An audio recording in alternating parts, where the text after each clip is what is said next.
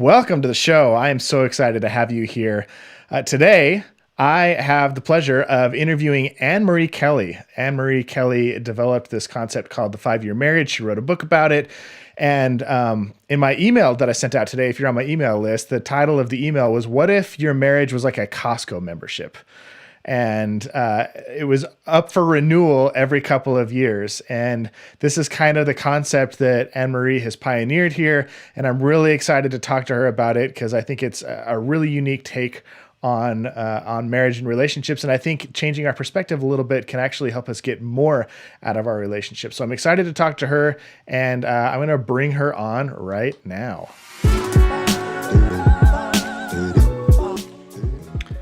All right, Annmarie, thank you for joining me. Well, I'm glad to be here, Nate. I'm excited.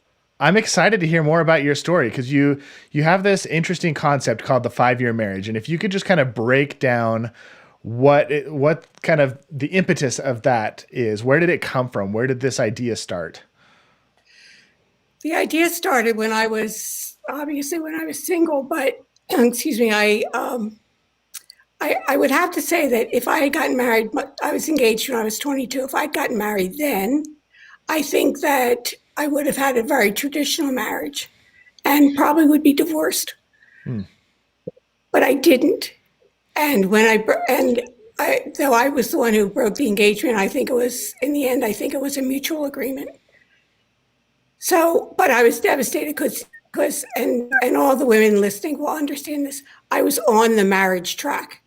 We had picked out, we had a wedding date, we had a place, we had a disc jockey, and we were picking out our china, and I'd already bought silverware. I was on the road. And then we broke up, and a lot of things happened in a couple years after that. And I realized at that point that maybe I wouldn't meet anybody, and if I was not going to meet anybody, then I was going to be happy. So by the time I met Joseph when I was in my later 20s, I had made a life for myself. I was doing things that made me happy. I owned a home, which in 1985 was not overly common for women to do at that time. And I was not interested in giving up my independence just for the sake of being married. So then I met Joseph, and Joseph's a good man. I thought he was then, and I think he is now. He wanted to get married. And the first time he brought it up, I said, "Let's buy a house." Nate, I never even answered him. I said, "Let's buy a house." And he was like, "Oh, okay." So, and living together was what I thought was going to work for me. So we did that, and we moved. We looked for almost a whole year. We bought a house at the end of, we settled in, we closed in September of 1987. In July of 1988, Joseph's birthday was coming up, and I said, "What do you want for your birthday?" He said, "I want to get married." And I was like, oh. We were living together. I thought, isn't that going to be enough? But clearly it wasn't going to be enough for him. And that's what he told me. I said, "Look, how about if I buy you a watch? I'll buy you a really nice watch." And he said, no. I said, "I want to get married." I said, "I have to think about it." So what happened after that, Nate, was that I thought, am I ready to give up everything that I worked for all these years? I grew up in a really strict Italian Catholic family. I didn't have boundaries. I didn't even know I was allowed to have boundaries. Like everything was like very, very much, I was in the best Italian. I was the low man on the totem pole. I had broken away from all that. I was independent. I was living my own life. I was making my own rules. And now this guy wants to get married. So I said to him, I thought about it. I prayed, I meditated, I walked miles thinking it out. And finally I said, I decided I could do 5 years. So that's what I presented to Joseph. I said, I can marry you for 5 years. And if we still like each other, I'll marry you again. And the other thing with that, and the thing that made me so nervous about the whole marriage thing was, I had been in 13 weddings. I'd seen so many of my good friends turn from happy young girls to wives, and they were giving up their personal power for the sake of the relationship. And when we would get together in groups, like maybe once a month, we would get together and I would hear the stories and I would say, oh, that doesn't appeal to me. I, So I has to love become that. I love that you said that because that's part of, I mean, I didn't get married until my 30s, which is unusual for where I came from. I was also raised in a really religious culture where people got married very young. And one of the things that I noticed was people were not doing a very good job selling what they were like marketing what they were selling, if that makes sense. Everybody's like, you got to get married, you got to get married. But I'd look at those people's marriages and I was like, I don't know if what you're selling is something that I'm interested in. Like your marriage isn't that appealing to me. Like it's great that it works for you, but I don't know if that's what I want. And I knew if I got married, I wanted something different than what most people had. So I love that you realized this early on and before you even tied the knot that you're like, okay, I'm looking around and seeing what everybody else is calling marriage. And if that's what marriage is, no, thank you. But if you want to renegotiate, I'm interested in having a conversation about that. Yeah, you're exactly right, Nate. And and in my Italian family, I moved out of my house and got an apartment, so I was a disgrace because in my Italian family, the only way you moved out of the house was in a wedding gown or a nun's habit or a coffin. If you were in one of those, you were just a disgrace. My Yeah. father didn't talk to me for a year, Oh, so like I worked really hard to become independent, and I knew, given the circumstances of being a disgrace, that I couldn't go if I ran into trouble. I couldn't go back to my family and say, "Can you lend me some money?" or nothing. There was nothing I was going to be able to do. I was on my own, and by doing that, I developed such a good sense of myself. I was teaching in a Catholic school. I was making next to no money, and and I figured it out. That figuring it out made me feel so confident in my ability to take care of myself. I thought, what do I need a man to do that for me for? yeah. I can take care of myself. Now, the other piece of that is that even before I met Joseph, I thought, life's really hard. I don't think I want to be doing this by myself. But I also don't want to be married to some man who thinks has these unreasonable expectations about what a wife is. Because I didn't have those expectations about what Right. a husband is. So I was fortunate that Joseph was understanding, and for whatever reason, in 1988, that he agreed. He agreed to go along with my 5-year marriage, and we announced our wedding, our plans to get married, and we got married 6 weeks later. And of course, everybody thought I was pregnant. I was not. But it's really a big deal when you have created a life for yourself. And even though, and I know from listening to Growth Marriage, I know that you started your podcast because you were trying to figure out how not to suck at love. So, like and I think that's what a lot of single people do. They're trying to figure it out, and then when it comes to marriage, now, and very often, and I'm sure this happened for you, you became closer to the person who you really are Yeah, before. absolutely.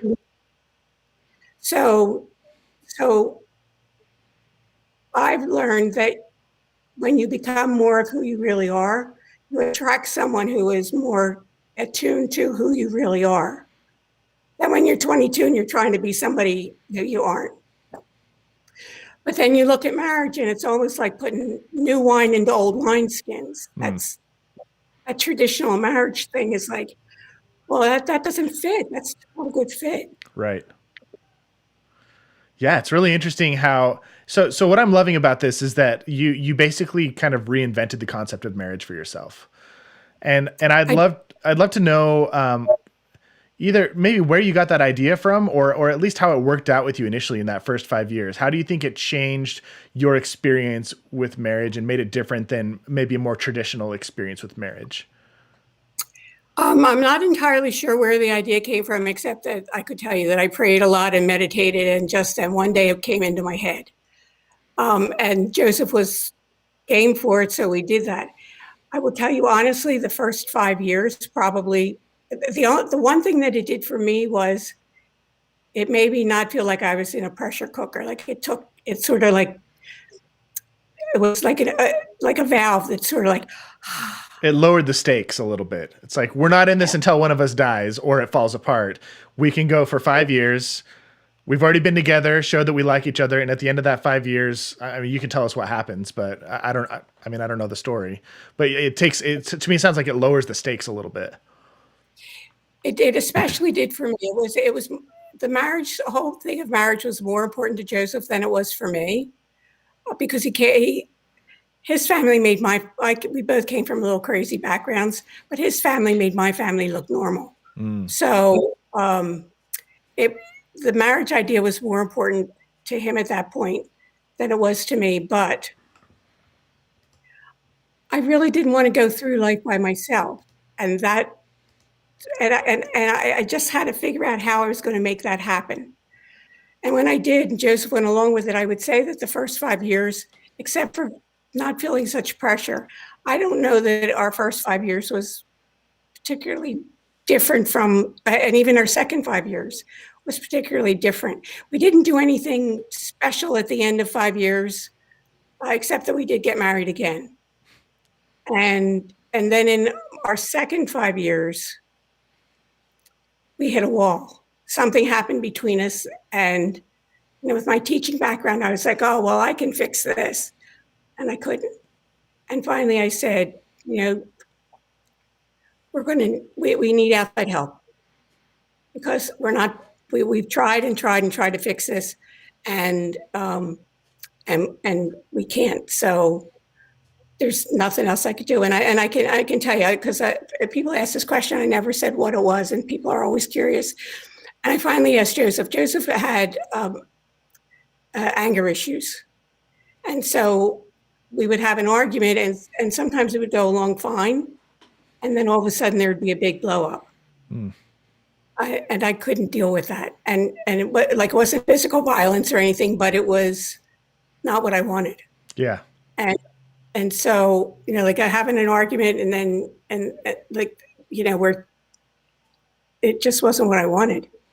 But I didn't think that it was conducive to having a good conversation about how to fix a problem.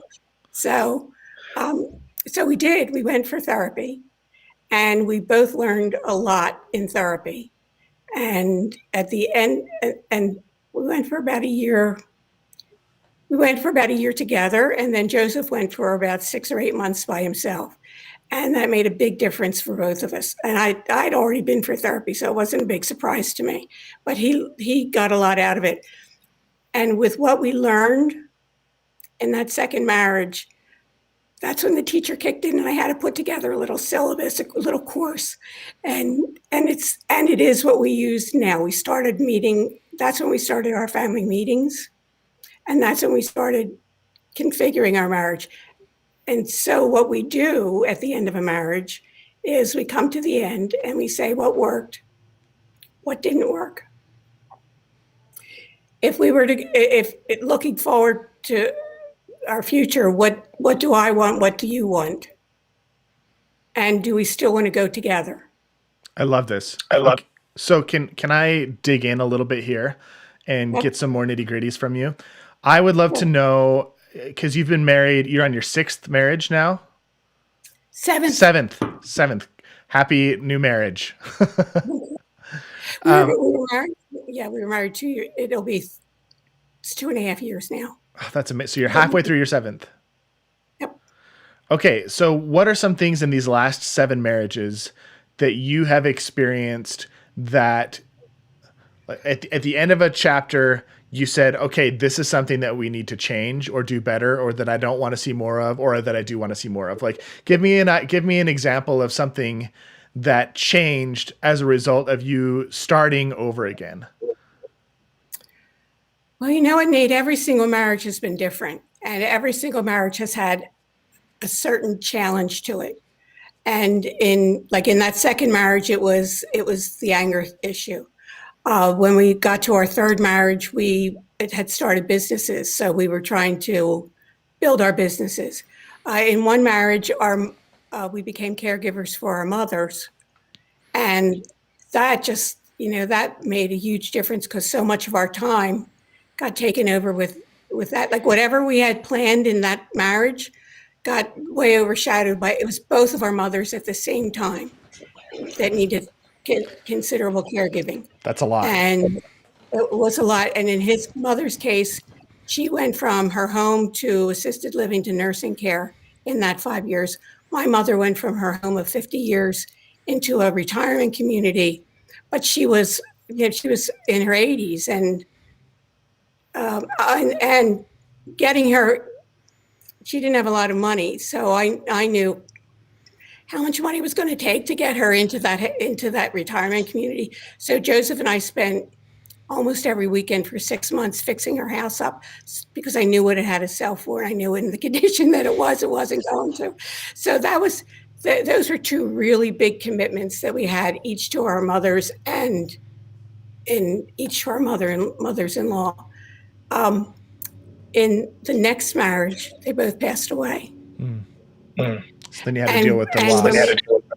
Well, it wasn't, it wasn't as much dealing with the loss as it was when we configured at the end of that marriage, when we started configuring what we were going to do next. It was huge because when your last parent dies, and I've talked to a lot of people about this, so it wasn't just Joseph and me. When your last parent dies, something happens inside because you're no longer the kid. You're no longer somebody's kid. I've heard many people say, yeah, it was like I felt like I was an orphan. But the other thing that I thought was like, we're next up at bat. It was like, while our mothers were still alive, we had that sense that life was going to go on forever for us. We knew it was going to end for them, but for us, it was going to go on.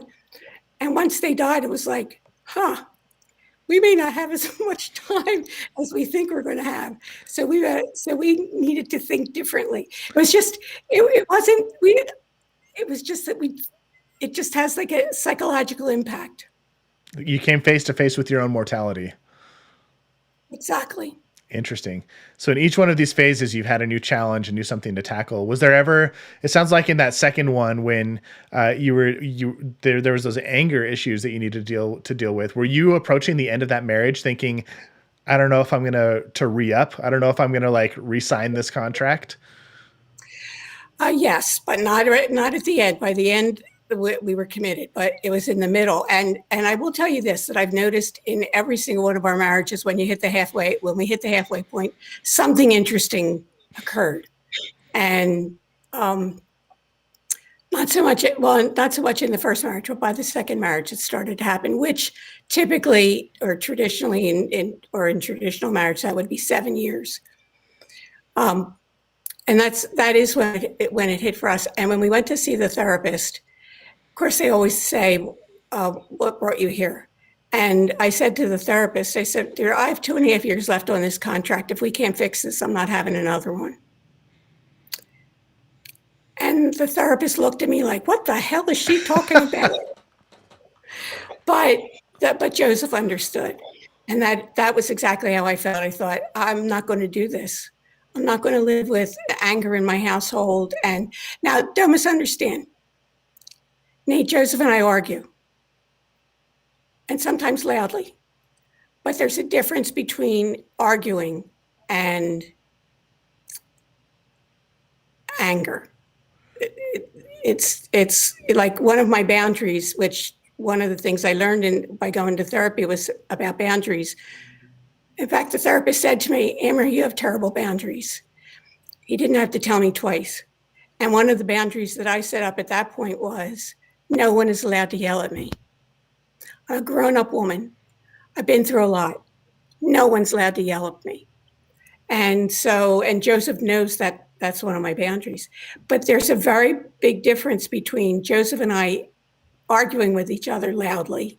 A passionate And, conversation. yes, and yelling. And there have been times when we've got it where I feel like he's yelling at me. I'm like, stop, stop, stop, you're yelling at me. And because he knows that's my boundary, he's like, oh, I'm sorry, I didn't realize I was doing that. Like, there's a big difference, and he respects that boundary for me. That's awesome.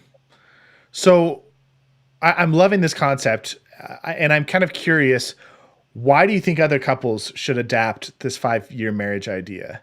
I think it's fascinating what I've learned so far, but what benefit does it have as opposed to the traditional "till death do us part" commitment? I think, first of all, I think that it will.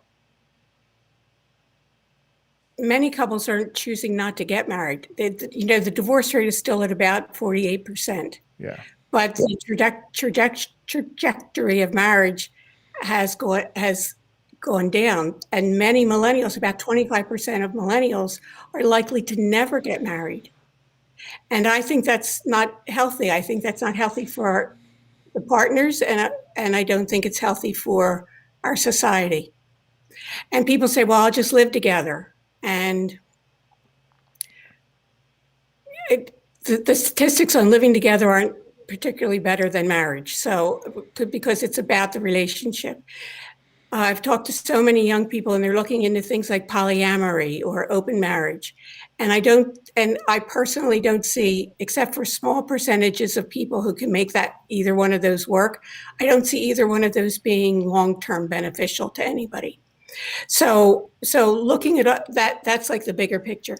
But to me, that whole idea of people work really well with motivation, and they work really well with deadlines. And when people are getting together and they're having a problem, and I've experienced it, I'm sure you have, and it's like, there's this problem at home, but there's this thing going on at work that you have to take care of, and it's really important that you focus on it. Or something else is going on, you really have to focus on it. When you have that kind of energy, then you say, well, I know he or she is still going to be here, so I'll focus on this, and then I'll take care of this later. Later very often doesn't happen. As long as you keep putting it off, and it's not going to be comfortable. It's going to be an uncomfortable conversation. You're going to have to make changes. Everybody hates change. There's a whole bunch of stuff that goes with that. So it's easier to put it off. And the longer you put it off, what happens between the two of you is that one or both of you feel disrespected. One or both of you feel resentful. And it seems to me resentment is one of the really big things that cracks up marriages because, well, he doesn't care about me. I asked him not to do that. He did it anyway. Who the hell does he think he is? Like, there's all that dialogue that goes on, and that's not healthy. You don't have that with the 5-year marriage. 5-year marriage, you go for 5 years. At the end, you say, and for Joseph and I, most times we start about 3 months in advance of the end of the marriage. And we start saying, well, what worked, what didn't work. We review our values. Values are huge with couples, and they don't realize it, but everybody lives according to their values. Yes. Whether they do it consciously or unconsciously, they live according to their values. So it's important that, and I've done this so many times, the vast majority of people don't even know what they value. Excuse me. So, and your values can shift, but usually they don't. Your top 5 values often don't change. Yep. They might, like when Joseph and I were in our 20s and 30s, health was not a top value. It was in the top 5, but it wasn't like up at the top. The older we get, the higher that health thing happens. But then not only do we have a better understanding of our individual values, but we have a set of relationship values. And those relationship values are designed to guide our decisions, help us when we get stuck. Like, what do we value, and are we living by our values? we want to be able to consciously live by our values. And you start having So that it, conversation as each marriage is ending. yeah, when we started earlier, when we were what would traditionally have been 25 years, we started that conversation in February, and it was that same. It was right after our mother's died. His mother died. They died, interestingly enough, 2 years apart on the exact same date. Wow. So yeah, it was like free. And and after his mother died, I said to Joseph, I said, a lot's changed, and these last couple of years have been really hard for us. Let's start earlier because we have, as I said, we suddenly realized, and you put it well, we were in touch with our own mortality. So I found the normal 3 or 4 months wasn't enough. So we started in February for September. So interesting. So to me, in my experience, the one of the biggest causes of suffering in a relationship is neglect. And we neglect. I'm just trying to summarize some of the points that you put out here.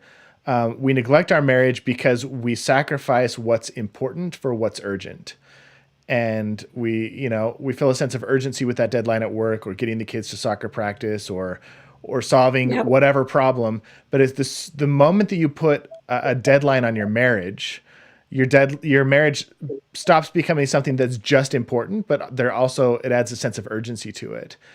And there's this really interesting psychological principle I've learned about in the last couple of years called loss aversion, and how human beings hate to lose something, especially if they put some time and energy into like developing it. Right. And the fact that you're opening up the door to investing 5 years of your life in something, and then 10 years, and then 15 years, opening up the door to saying, hey, we have a right to walk away. We have a right to say, hey, we don't want to do this anymore. It immediately implements this kind of fear of losing what you've worked so hard to get to. And I think because there's that sense of urgency, and you're kind of preying on that avoidance to losing something, that aversion to losing something, it puts kind of a new priority on your marriage. Yep. How Well said. how serious do you have to be about being willing to walk away from your marriage in order for this to work? I think you have to be serious. You can't make it a big joke. As I said when we went for therapy, I was at that point. I thought, I can't live in a household that's like that. I don't want to live with somebody who's like that. And I would have, if we had not been able to move forward with therapy, I would have ended at that point. Awesome. Uh, and people have said to me, "Well, would you still get married? Would you still get divorced now?" I'm like, absolutely. But we don't. But like we don't have a lot of the same things that we did in our first or second or third marriage. Because we're more adjusted to each other, and I trust him. I feel emotionally safe with Joseph, Hmm. and I believe he feels emotionally safe with me, which is sort of the whole point of that level of intimacy is sort of the whole point of marriage to begin with. So it wasn't always the point of marriage. If you go back in history, the whole point of marriage to begin with was that, which always just freaks me out. People wonder why I see the 5-year marriage as a women's empowerment thing. Back in the olden days, a woman was chattel, and she was sold along with the cows and the horses and the chickens. And then she had this job to do, and she could be tossed out, easily. Hmm. And that was part of how it used to be. Love was in the earlier days. Love was not really a part of it. It was all about practicality, and then you had children, and they propagated the race. That's what it was about. That the whole idea of love and marriage is very much recent, maybe in the last 100 years or so. Yeah. Yeah. So for somebody who is hearing what you're talking about with regards to this 5-year marriage concept, how would you recommend people get started if they've been married for a couple of years or even a while, and they're like, wow, this is a really interesting concept. I'd love to do this. How do we get the ball rolling? How do we implement this concept? It's a great question. The very first thing that you would want to do is understand what the 5-year marriage is and what it isn't. I talked to one man, 27 years old, and he said, I like that idea, but it sort of scares me. And I said, well, what scares you about it? He said, well, it looks like an easy way out. I said, well, if how you want to go into the relationship is looking for an easy way out, then this is not for you. The 5-year marriage isn't for everybody. And if you think that you're looking for an easy way out, then just get married traditionally. That psychologically will have a better effect on you. But if you're interested in understanding that life changes, people change, everything changes. I mean, can you imagine ever staying with your same cell phone carrier, signing a contract that says you're going to have your cell phone contract till you're dead? Nobody would do that. You wouldn't sign that with your internet. Nobody would do that. In fact, marriage is the only contract that you make that has no end date. So it sort of doesn't make sense. Like if that's what so that would be it. Understand what it is. This is not a way out. When Joseph and I we didn't tell a lot of people when we got married the first time that we were doing a 5-year marriage, because we did tell a couple people, and there were a couple guys like, ha ha ha, I could get married to like 6, 7, 8 women. Like, that's not it. That's not the point. The point is to be the best person you can be, to work together, to create a partnership. To not be complacent, to not be lazy, to actually make this a priority, to realize that it could end at any moment. Well, not quite at any moment, but at the end of 5 years, it could end. Right. So, yeah. So that's the first thing. And the other thing is that some people say, well, then you renew your vows. Joseph and I don't renew anything. In the 5-year marriage, it's not about renewing anything. It's about starting fresh. So the way that I see it is always that at the end of 5 years, you sit down and you say what worked, what didn't work, where do we want to go, how do we want to go? And then you create a new set of agreements and you recontract. And then the way I say it is that I spiritually end that marriage. Joseph and I spiritually end that marriage. And then we start over. So one of the really nice things is that you get a fresh start every 5 years. And then we always have a ceremony. We don't always have a party, but we always have a ceremony. So, and sometimes there's jewelry involved, and there's always a new dress. I'm sure that's never anything that makes you complain. We always like that. That's awesome. We had a party at our last wedding, and it was fun. So Joseph got his ducks out, and we just had a nice time. This is phenomenal. I love this. What are some things? So you kind of talked about what the first step is, understanding what this is for, and not saying what this it is. Yeah. And then the second step would be to have there's something I talk about, the solid 7. Yes. Are you marrying the right person? Okay. So to look at what the solid 7 is and to say, am I getting what I need? How's this partner doing with the solid 7? Things like emotional chemistry, and how do we talk together? I'm so surprised at how many people, their biggest conversations are about who the disc jockey is going to be at the wedding. Like they're not, or they're hanging out in a crowd of people. And so they don't have any really serious conversations. So when they get to be a year or 2 years into their marriage, they have nothing to talk about because they don't even know how to have a conversation with each other. So do you have ongoing dialogue? Is your partner dependable? Because there are times when, like as I was saying earlier with our mothers, I knew I could depend on Joseph, and Joseph knew he could depend on me.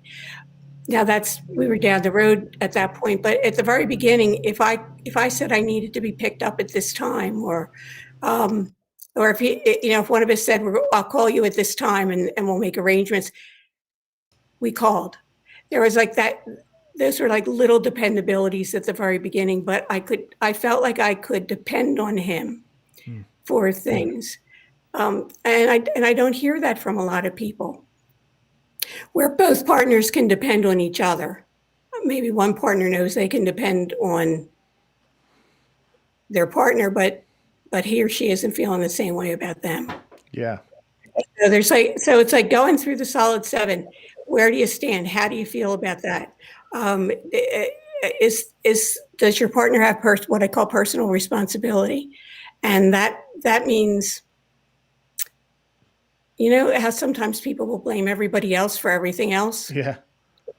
Well, if you do bad at work and it's like somebody else's fault, and then you get in a car accident or you have trouble on the road and it's somebody else's fault, it's always somebody else's fault. That's not personal responsibility. If you can't say, I screwed up, I'm sorry, or I shouldn't have done that, or now that I know better, I'll do better, but it was my fault. So somebody who doesn't take personal responsibility, that makes for a really tough relationship. When did you come up with the solid seven?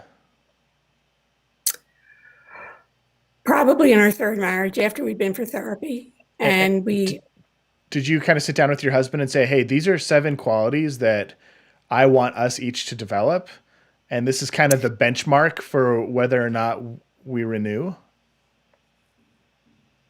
I would not exactly in that way, but right. Obviously not that direct, but that is kind of what we did when we were going through therapy. We spent a lot of time, and that's how we developed the family meeting. right. That the therapist would give us stuff to do, and then when we stopped going for therapy, then we decided that we would then start meeting. And in the very beginning, while things were still rough, we would meet every week. And I always tell couples, don't stay at home and meet, because somebody can get angry and walk away. Somebody can get distracted. Take it out of the house. Go to a coffee shop or someplace where you can go. Don't go where you can drink. Go to drink afterwards, but don't go do your family meeting. A lot of times we'll go to a Panera or a local coffee shop, and we bring our books with us because we write everything down. We write our commitments down. So it was around that time, Nate, that we started to think about what was really important. What was important to us about a relationship and about each other in the relationship. So that's where the solid seven started to come about. Man, I even think about how a traditional non 5-year marriage would benefit if before people got married, they sat down and said, these are the 5, 6, 7 things that we really want to make a priority in our relationship. They're the things that we want to focus on. This emotional openness, this willingness to take responsibility, all of these things that are so invaluable to making a relationship work, and saying, hey, we're going to meet on a weekly basis and talk about how we're doing in these areas of our marriage. We're going to talk about, whether or not we think we're struggling or falling short of our expectations and how we can do better. That one thing alone can change the trajectory of a relationship. But I think the temptation is to say, I found somebody I really love. We've got great chemistry. We get along. We have similar interests, and we're going to let that chemistry carry us through to the end of our relationship. And that's not how it works. So I love how over the years you found ways to kind of infuse goodness into your relationship to keep it alive and vibrant. Thank you. And we work hard at this. I will tell you this. I've done a lot of hard things in my life. Marriage is the hardest thing I've ever done. And I'm married to a wonderful man who I feel emotionally safe with, a man I can trust. And he probably would tell you the same thing. Marriage is hard. When you think about you sort of think about how bizarre it is that you have two people who come from different backgrounds, and then suddenly they're stuck together in a house and they're expected to make a life together. That's almost unrealistic. It's a bizarre thing to think about people doing. And if you don't work at it, one of the things I talk about is minding the store. If you don't, it's like if you go into a store and the shelves aren't stocked, it's because somebody wasn't taking care of stocking shelves, and then you just walk out. You're like, nothing here for me.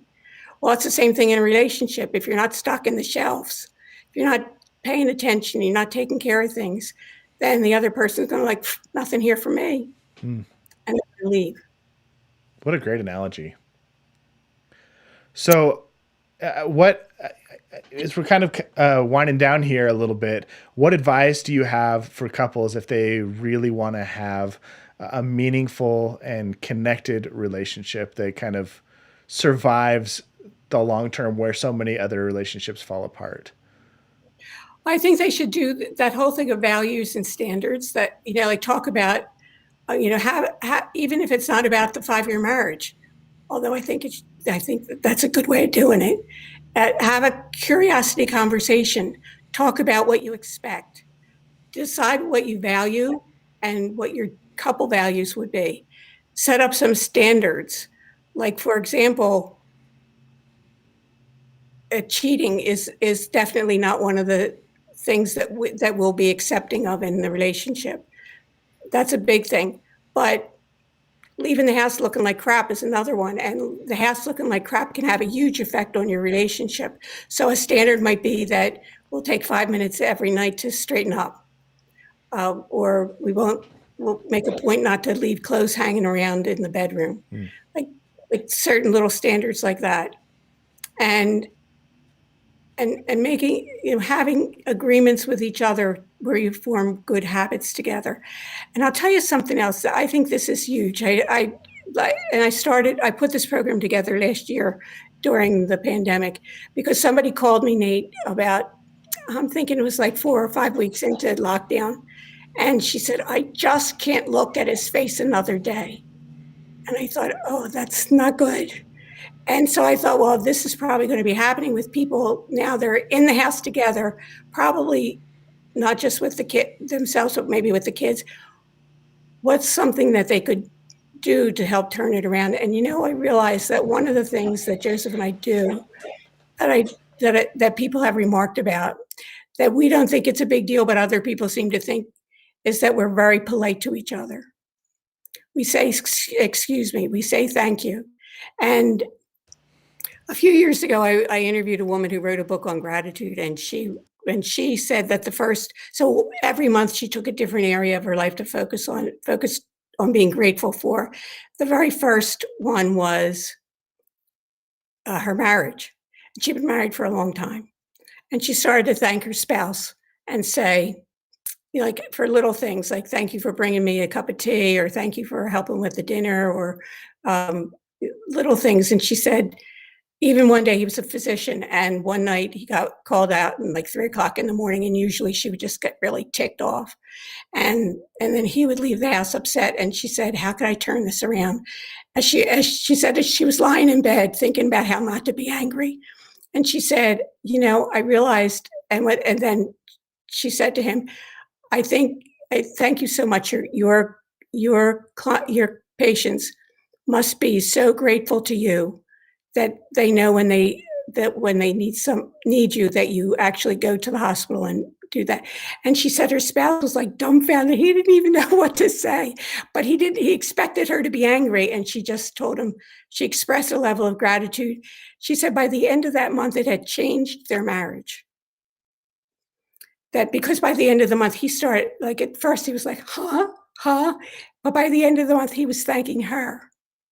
So those little courtesies, you would always do that at the beginning. Those first few dates, and you're extra polite. Go back to being extra polite and saying thank you and saying excuse me, and asking and saying please and stuff like that. I think that's huge for a couple. Mm. And figure out what you value and how you're going to live your life together. One of my favorite lessons that I ever got from doing an interview is exactly this lesson. I was interviewing a couple who's since become very close friends to me and my wife. And one of the things that they said separated their relationship from other people's who were just not as great as theirs was the fact that they were so polite and kind to each other. They said, we made it a point early on in our marriage. We wanted our partner to know that they were the most important person in the world to us based off of how we speak to them and how we treat them. Like, I don't want to be the person who goes to the bank and treats the teller with more kindness and respect and dignity than I treat my own partner, who's supposed to be the most important person in the world to me. And so they're not as casual in their speech as other people. And sometimes I think it can be a little disarming. You can spend time around them. And I'm sure just the same with you and your husband. People spend time around you and go, wait, why are you being so sweet and kind to each other and using the pet names and the pleases and the thank yous? And it might seem a little phony or fake, but I think it's really important to back up your beliefs with actions and words. And if you truly believe that the person that you love is that you've committed your life to, or the next 5 years to, is the most important person in your life, then it should reflect in the way that you treat them and the way you speak to them. So I love that you guys do this. Yeah, I think it's important to us, and frankly, I feel like if I was being nicer to the clerk at the convenience store, or even nicer to my best friend, my best girlfriend, than I am to my spouse, he is my best friend. If I can't treat him with love and respect and courtesy, is he really my best friend? Is he really that important to me? If I'm treating other people better, what does that say about who I am? Yeah, It's not just about who he is. What does it say about who I am? absolutely. Absolutely. Well, Annmarie, you have inundated us with so many amazing ideas and thoughts, and I think this idea of the 5 year marriage was ahead of its time. I think it's brilliant, and it's something that I'm going to talk to my wife about and see if we can implement because I think it's genius. If you could leave us with Thank you. any, yeah, really, I mean that. I'm not blowing smoke up your skirt. I really think it's a really brilliant idea, both psychologically, like I think it kind of brings, it creates, like I said earlier, a sense of urgency. In a sense, it makes your marriage a little bit more of a priority because there's an end date to it instead of till death do us part. And also just in the sense of like being mindful, being able to reset every 5 years and start with a clean slate and start something completely new. I think that's a powerful, powerful principle that people could really get a lot out of, especially people who might be ready for something different and feeling like there's nothing different in sight. So, And you know what? There isn't. Though I'm not the only person with a 5 year marriage. I have talked to other people who have short term marriages, but there's somebody that I know that I know not personally, but I know of who got married every year. And to me, that 1 year, every year marriage was more about having a party, and they ended up divorcing. So it has to be thoughtful, it has to be mindful, and it has to be real. You're it's the way that I see it is I'm not just honoring the relationship and I'm not just honoring Joseph, I'm honoring myself. yeah, It's a three-way street. I love that. So great. So Thank you, before Nick. before we log off, is there any other advice or anything that I didn't ask you about that you want to share with those who are watching and listening right now? I just did a blog post and it would be it would be, I think it's the May 6th blog post on AnnmarieKelly.com. There are 10 questions in that blog post that if you want to get started, just thinking about and having something to discuss with your sweetie. There's 10 questions there that I think would be really valuable for people to handle. So just go down to the May 6th, 2021 blog I post. I will look that up and link to it down in the description. Thank you. Yeah, you're very welcome. Thanks for sharing your time with me. So I'm going to log off here really quick. But like just to end, I'm not going to log off, excuse me. I'm going to end the recording, but I want you to hang around for a minute so we can chat for just a Okay. moment afterwards. Thanks, Nate. Yeah, give me just 1 second here. Well, thank you so much for having me as a guest. I appreciate it. It was my pleasure. Thanks for being here. Oh, it was Okay. great. Yeah, you're good. I was listening to some of your podcasts and I thought he's really good. Oh, thank you. And, That's very sweet of you. and I like how you do this. This is and it's called Ecamm. Yeah, yeah. This program that I'm using is called Ecamm Live. Joseph and I've been ever since I ended my radio show. Um, we're not in the broadcast anymore, right? No, I need, let me end it really quick and then I'll end the broadcast. So give me Oh, just one sure. second. Sorry. And then I'll cut this section out. Okay. If you enjoyed this interview with Annmarie, I've got other amazing interviews that will absolutely help strengthen your marriage. I'll link to one right here next to me in this video. And if you want to do something great for your marriage today, make sure you hit the subscribe button. Thank you.